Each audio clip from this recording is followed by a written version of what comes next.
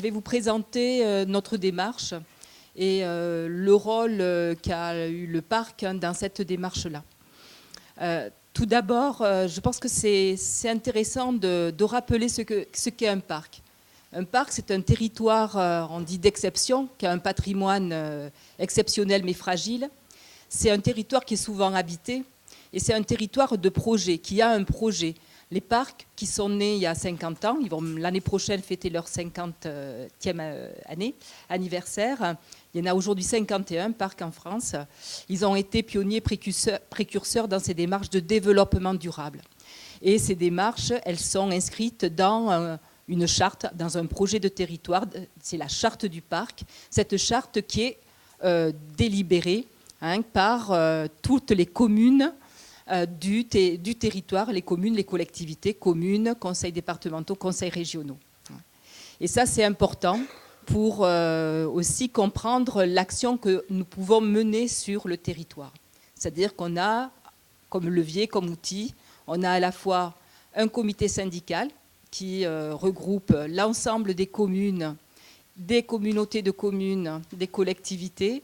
On a aussi un outil qui est notre charte sur lequel il y a un projet de développement durable du territoire. Et donc dans cette charte, qui est la charte 2009-2021, qui dure 12 ans, l'agriculture, cette fois-ci, était posée comme un levier de développement durable, comme un enjeu de développement durable du territoire. Les JA, les jeunes agriculteurs du Vaucluse, avaient particulièrement travaillé, s'étaient particulièrement mobilisés. Ils avaient monté le collectif, qui n'existe plus aujourd'hui, mais le collectif des agriculteurs du parc, et ils avaient donné un peu leur marque dans la charte du parc. Et dans les actions qu'on va voir tout à l'heure, qui sont inscrites sur les circuits courts notamment. Voilà. Et puis, bon, c'est important aussi, le Luberon, c'est un territoire au niveau agricole fabuleux, quoi. Voilà. C'est un trésor. On a quasiment tout de la diète méditerranéenne, mis à part le poisson, des céréales, des fruits et des légumes, du vin, de l'huile d'olive, des produits laitiers, des produits cardés. Et ça, c'est quand même la base et c'est très important. On a un grand jardin, c'est le Luberon. Et on a, je l'ai noté, plus de 50% du territoire qui est dédié à l'agriculture, 13 AOP-IGP. Bon, ça dit au-delà de ces filières labellisées, mais ça montre qu'il y a des filières qui reposent sur des savoir-faire locaux, loyaux, c'est les AOP, et traditionnels. Et donc ça, ce sont des trésors, autant de patrimoine gastronomique qu'il nous faut absolument garder, préserver, valoriser. Et en faire aussi des leviers, ce qu'on essaie, c'est d'en faire des leviers de développement. Il y a en gros 2000 agriculteurs, on va dire, sur le parc du Luberon. C'est quand même un parc assez agricole. Il y a 7% des actifs, c'est un peu plus qu'au niveau national. Mais là, c'est en chute forte. Moins 23% en 10 ans d'agriculteurs en moins. Et puis, il y a, vous le verrez, une vraie dynamique sur les circuits courts. Et donc le parc, c'est dans sa charte, il y a un de ses objectifs, c'est de rapprocher les producteurs des consommateurs. On ne parlait pas encore circuit court, mais en a fait un axe fort de sa politique agricole. C'est le développement des circuits courts et de proximité, parce qu'effectivement, c'est des enjeux, vous les connaissez, je vais aller rapidement au niveau du territoire. On a des agriculteurs, c'est de l'économie locale, c'est du lien social, vous le savez, c'est des bénéfices environnementaux. On sait que dans les circuits courts, on trouve beaucoup plus de biodiversité que par ailleurs. C'est aussi préserver des patrimoines, des savoir-faire patrimoniaux, et c'est le lien avec la santé. Et c'est vrai que là-dessus, on retrouvait, ce sont les valeurs que portent les parcs en matière de développement durable. Et donc, là-dessus, sur l'action, quels ont été les rôles du parc? Alors, le parc, l'intérêt, je l'ai dit, c'est aussi dans son organisation, dans son lien avec les collectivités, avec les élus de terrain. Et donc on peut assurer aussi, on assure un rôle un peu de médiation et de coordination. Et ça, c'est aussi intéressant au niveau du... Enfin, auparavant, j'étais dans les organisations professionnelles, dans des filières. Et quand j'ai été au parc, je me suis aperçue de la légitimité aussi qu'a le parc de pouvoir mettre autour de la table une diversité d'acteurs. Et ça, c'est quelque chose d'important sur un territoire, de pouvoir impliquer des acteurs très différents. Et puis, donc un parc, il est là aussi pour impulser, faire passer de l'idée au projet. Des fois, ils mènent des projets, mais des fois, ils accompagnent des projets. On ne fait pas tout. Et vous avez tout autour de la diapo, en fait, quelques logos d'organismes avec lesquels on travaille. Il y en a beaucoup plus. Il n'y a pas celui du GERSIVA, ou de tram, mais avec les chambres, avec les agribio, avec les CPIE, avec les associations culturelles. Et c'est avec tout ce partenariat où le rôle est plus d'essayer autour de problématiques, de rechercher à la fois les compétences et les moyens, et notamment les moyens financiers. On est aussi là pour faire de l'ingénierie financière, l'ingénierie de projet, pour mener à bien un projet de territoire. Et donc là, le travail sur les circuits courts a démarré dans les années 2009, au démarrage de la charte. Déjà, le parc avait pas mal, dans ses politiques précédentes, travaillé sur notamment un réseau qu'il appelait marché paysan, qui était un réseau qui était des marchés de producteurs. Et donc là, on a essayé de se positionner sur différents champs de travail pour justement travailler cet aspect un peu plutôt de système alimentaire. Au début, on ne parlait pas de système alimentaire, on parlait simplement de circuits courts. Mais comme ma collègue du pays à Trois-Vés l'a dit, on a démarré donc marché producteur, mais puis une action qui était de la ferme à ta cantine. Et de là, petit à petit, on tire une ficelle et puis en fait, tout vient. Et puis on a travaillé donc sur le foncier, etc. Donc, je vais vous présenter un petit peu ce qui se fait. Ce qui se fait, c'est ce que nous faisons. J'ai presque plus envie de dire ce que nous faisons. Et ce n'est pas le parc uniquement. C'est le parc, mais aussi c'est tout le partenariat qu'il y a sur le territoire. Et aujourd'hui, il me semble que sur ce territoire, il y avait... Mais je veux dire, là, il y a des atouts. Je vous ai dit, il y a ces productions très diversifiées. Il y a ce grand nombre d'agriculteurs. Il y a vraiment une dynamique, une profusion d'initiatives qui est très, très vivante et très forte.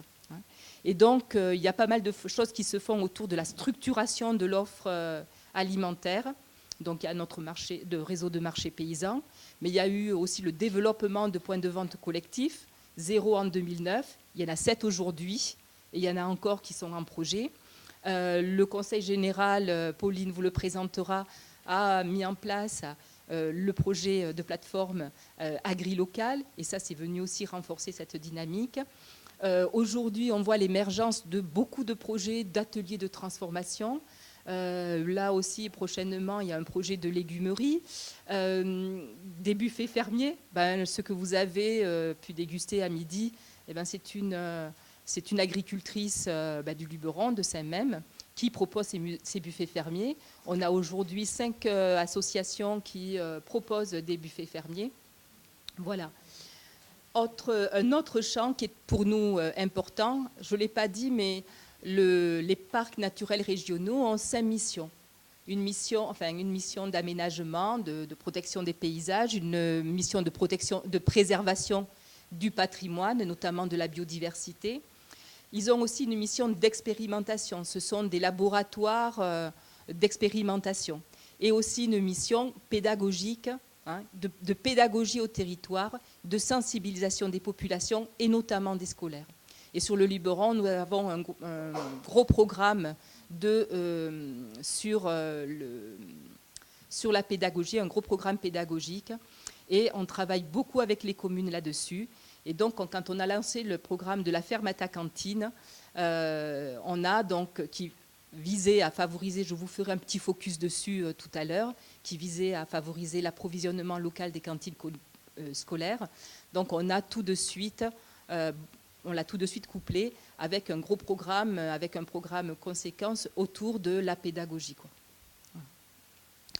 Je mentionnerai aussi Régal, donc, qui est sur le côté 04, puisque le parc est sur 2 départements, qui travaille sur justement la restauration aussi collective, plus majoritairement sur les collèges et les lycées. Nous, on est plutôt côté primaire, avec les communes. Voilà, on est aujourd'hui sur 28 communes sur les 35 qui ont une cantine en gestion directe. Un autre champ aussi, qui est un de nos champs aussi naturels, c'est la qualité de l'offre. Donc tout ce qui est ce qu'on appelle aujourd'hui en partie l'agroécologie.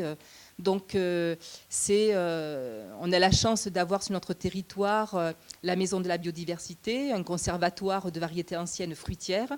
Et on a comme ça développé à partir de là un projet qui s'appelle Verger paysan. C'est-à-dire que ce verger conservatoire, on ne l'a pas mis sous cloche. On l'a diffusé auprès de différents agriculteurs en circuit court pour en faire à la fois des lieux de dissémination du conservatoire, on ne sait jamais dans un lieu, et d'observation comment ces différentes variétés s'adaptent à différentes conditions, mais aussi pour proposer à des agriculteurs des variétés locales ou régionales, adaptées aux conditions locales et qui se différencient complètement de ce qu'on trouve dans la grande distribution et qui sont des variétés patrimoniales et locales. Voilà. Donc ça, c'est aussi un exemple d'action que nous avons menée sur justement la biodiversité comme levier économique, d'économie sur le territoire. Voilà, donc il y a également un autre projet aujourd'hui qui est mené, c'est sur, je ne vais pas tout nommer, c'est le blé meunier d'Apt, cette variété de céréales qui a été découverte chez un producteur, chez un éleveur, et qui a été cultivée par un autre. Et petit à petit, on s'était aperçu que cette variété était très intéressante, variété ancienne, en matière nutritionnelle. Et donc, on a eu toute une filière avec Agribio 04, notamment, aujourd'hui avec Arvalis, est en train de se construire autour de ces céréales anciennes. Et qui va du champ, de la céréale, du grain, jusqu'au pain. Donc, les autres champs, là, c'est un petit peu nouveau. On s'est engagé sur le côté gaspillage alimentaire et accessibilité sociale, avec notamment une opération avec des agriculteurs qui travaillent avec des associations caritatives sur leur surplus de production. Et là, donc, on a impulsé ça et maintenant, ça marche un petit peu tout seul avec notamment les 2 Restos du Cœur de Pertuis et d'Apt qui arrivent à récupérer du surplus de production. Voilà. Le réseau foncier agricole, donc là aussi, on l'a soulevé, il faut aussi penser à la relève des agriculteurs qui partent, à l'installation et à des installations aussi qui soient en rapport avec les circuits courts et avec ce qu'on recherche en matière de filière alimentaire.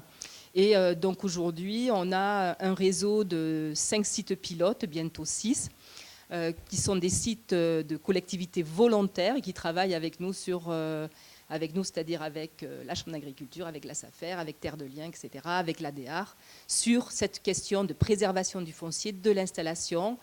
Allez, je vais montrer. Voilà. Donc c'est sur l'Aurige-Puget, la création d'une ZAP sur 3 communes sur la plaine de la Durance.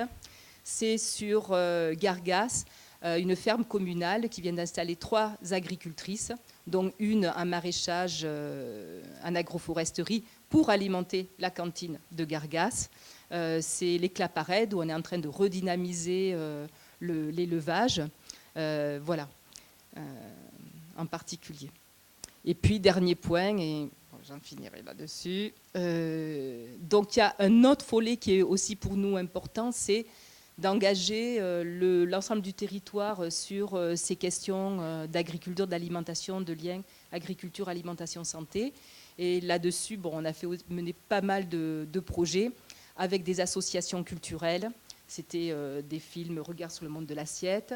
C'était un livre que j'avais mis là aussi, la création d'un ouvrage, un site internet et aussi un forum, puisque chaque 2 ans, on organise un forum sur les circuits courts dédié aux initiatives, à la fois pour faire présenter les initiatives locales, mais aussi pour enrichir la dynamique d'idées.